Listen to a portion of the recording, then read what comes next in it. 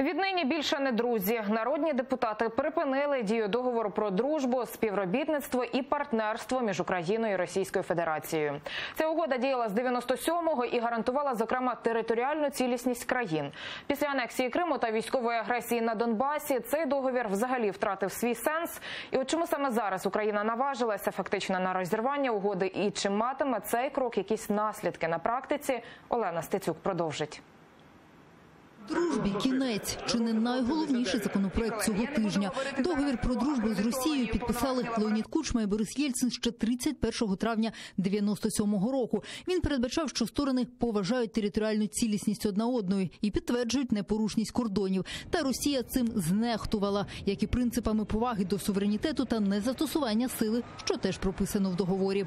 Всі 20 років дії цього договору ми бачили 20 років шантажу, провокацій, ми бачили 20 років політичного тиску, інформаційної агресії. Вчинивши в 2014 році збройну агресію, окупацію частини української території, яка триває досі, Росія фактично показала, що ця угода не варта паперу, на якому вона написана. Депутати наголошують, Російська Федерація своєю агресією порушила усі пункти договору про дружбу, співробітництво і партнерство. Усі ці роки Україна використовувала цей документ та його невиконання Росією для міжнародних судів. Але усьому є межа. Як ви знаєте, майже 5 років тому Росія розпочала гібридну військову агресію в Україні. 25 листопада ця агресія просто вийшла на новий рівень. Вже відкрито, не криючись, під прапорами, в міжнародних водах, я хочу це підкреслити, були атаковані українські військові катери і були захоплені українські моряки. Бо про яку дружбу може йти мова? Більшість депутатів згодні, але у залі усе одно гаряче. Одні кажуть, треба було раніше розривати усі зв'язки з агресором, інші – розривати їх не можна, лише не продовжувати. Ще раз на 10 років. Те, що 4 роки не розривався оцей договір про дружбу, співробітництво і стратегічне партнерство з Росією, в цьому, безумовно, є склад державної зради. Відповідь дуже проста. Скажіть, будь ласка, в 2014 році, коли втік президент, коли не було поліції, коли не було міліції, коли не було армії, тоді не говорили про те, що треба було розірвати ті кандидати договір про дружбу і співробітництво. Тоді кричали тільки «давайте не трогати Путіна». Окрім президентського, були й альтернативні законопроекти. Автори кажуть, просто не продовжувати договір про дружбу недостатньо. Треба розірвати усі угоди та навіть дипломатичні відносини.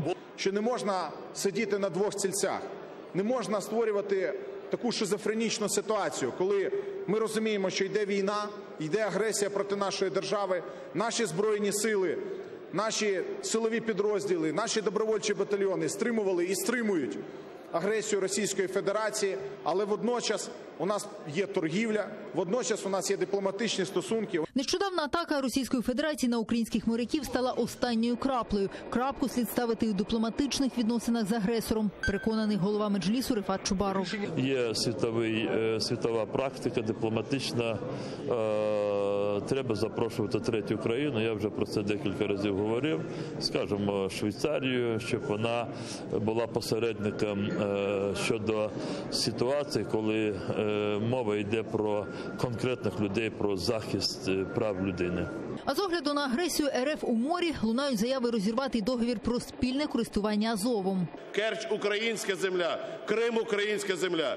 Якщо так званий договір про спільне використання, де допомагає деокупацію Керчі, деокупації Криму, не заважає блокаді Маріуполя, навіщо цей так званий договір? Зрештою, 277 голосів і агресор нам не друг. Офіційно крапку у міфічній дружбі з Російською Федерацією поставлять 1 квітня 2019 року. Олена Стецюк, Нікіта Проскурін, Заман, АТР. Стріляти без попередження у відповідь на ворожий напад. Верховна Рада розширила повноваження морської охорони. Це передбачено в ухваленому депутатами законопроекті про прилеглу зону. Крім того, Україна розширює територію свого контролю на морі на 12 морських миль, це 22 кілометри. Тепер прилегла морська зона України становитиме 24 милі, тобто її вдвічі збільшено. Встановлення прилеглої зони передбачено Конвенцією ООН від 1982 року, яку Верховна Рада ратифікувала у 1999-му. Це постійно діючий закон, який надасть повноваження на підставі Конвенції про морське право Державній прикордонній службі морської охорони в її складі на відстані до 24 миль від узбережжя, зокрема і примусові силові заходи по відношенню до правопорушників суден, капітанів цих суден, в питанні огляду цих суден, обшуку, затримання, притягнення до відповідальності.